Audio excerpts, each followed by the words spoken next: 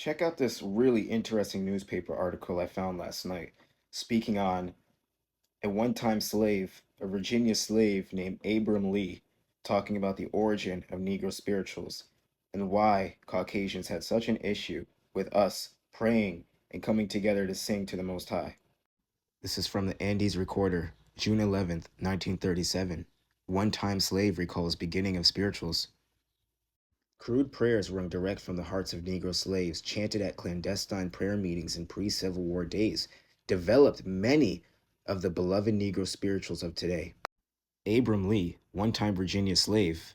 Abram Lee, and the Virginia slave. He's from Virginia. Sounds like an Indian. Sounds like he's indigenous. Graphically described the origin of Negro folk songs on his 90th birthday recently at his East 6th Avenue frame home. Here, writes a Conshohocken, Pennsylvania correspondent in the Philadelphia Inquirer. He is the father of Reverend Marshall Lee, pastor of St. Paul's Colored Baptist Church. You see, the white folks didn't like us to have religious gatherings. They didn't want us to gather together in large numbers at any time for fear of a rising. When we had prayer meeting in one of the cabins, we'd send word around quietly where it was to be held and arrange to go there. We'd leave our cabins one by one so the white folks wouldn't notice anything. We'd start the meeting. We'd put a big iron kettle upside down at the door of the cabin. This would hold the sound down when we began to sing, he explained. With this mysterious rule of acoustics applied, Negro spirituals grew literally line by line. One among us would utter a prayer and kind of sing it, and it was always beautiful because it came straight from the heart, straight from the soul, said Lee. Then another of us would add a line to it, and then another. Then the next time we meet, we remember how pretty those lines were, and we all sing them, and maybe add a few more. And that's the way they grew into the spirituals which my own grandchildren sing in church today, he declared. We always had one prayer foremost at those meetings. That was a petition to the good Lord to free us. The white folks knew that, and they were afraid if we prayed often enough, the good Lord would answer us. And finally he did. Abram Lee.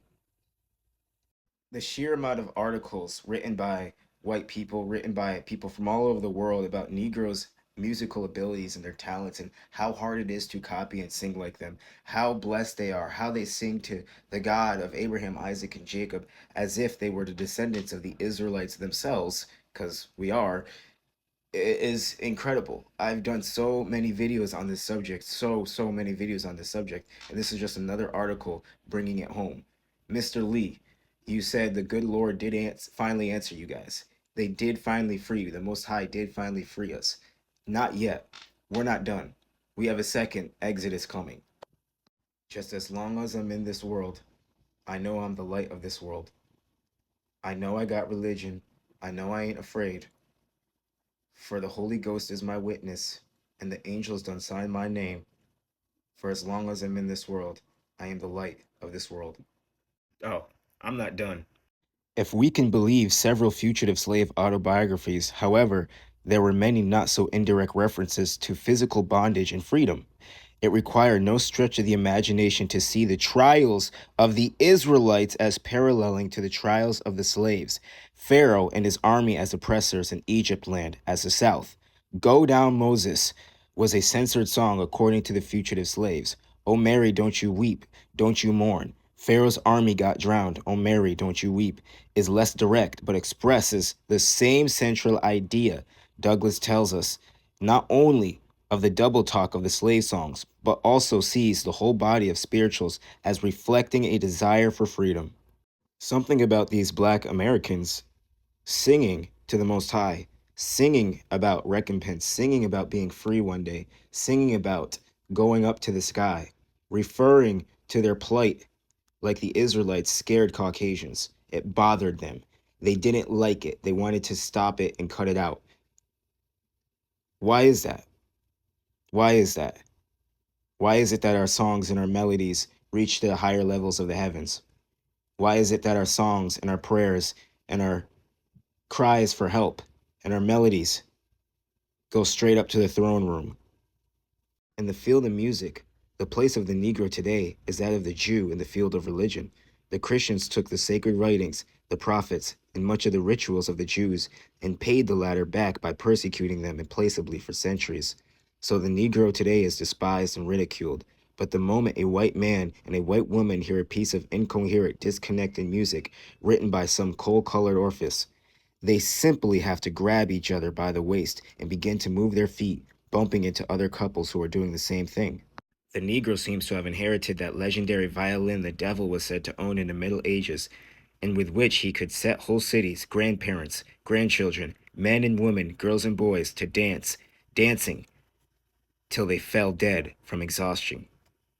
God, the Most High, has particularly blessed the Negro, the Israelite, in filling his soul with heaven's own music. And believe it or not, our spirituals and their offsprings, jazz and swing, are the world's most popular music today.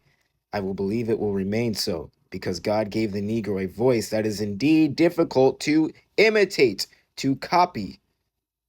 This article, like I said, I have so many. Check out how it talks about how only the Negro can bridge the racial gap. They're the only race of people through music that can bridge the racial gap and bring all groups of people together.